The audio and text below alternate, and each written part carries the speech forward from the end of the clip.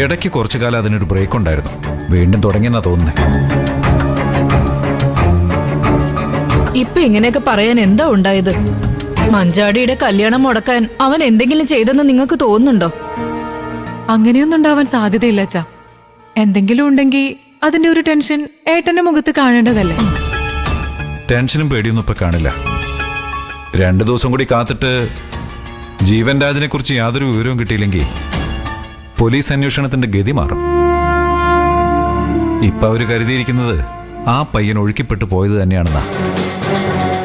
പോലീസും ബന്ധപ്പെട്ടവരും എല്ലാം അങ്ങനെ കരുതുമ്പോ അച്ഛൻ മാത്രം എന്തിനാ ഏട്ടനിങ്ങനെ സംശയിക്കുന്നേ? പേടികൊണ്ടാ മോളെ. ഇന്ന് മുഴുവൻ രക്ഷാപ്രവർത്തകർ കിണഞ്ഞ് പരിശ്രമിച്ചിട്ടും ആ പയ്യന്റെ ബോഡി പോലും കിട്ടിയിട്ടില്ല. അവനെ അവന്റെ കൂട്ടുകാരൻ അർദ്ധരാത്രി തുരുത്തിന്ന് കൂട്ടിക്കൊണ്ടുവന്നതില് എന്തൊക്കെയോ ദുരൂഹതകളുണ്ട്.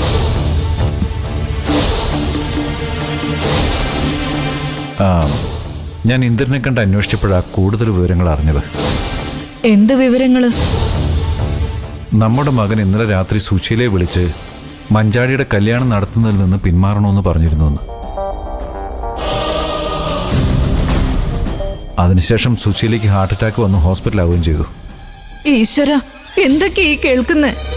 എന്നിട്ടും ഇപ്പോഴും അവര് ഹോസ്പിറ്റലാണോ അച്ഛാ? അതെ, ICUല.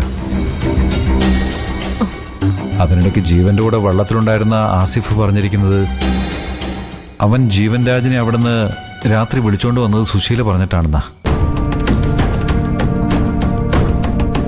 എന്തായാലും സുശീലയ്ക്ക് ബോധം തെളിഞ്ഞ സത്യം പുറത്തു വരും.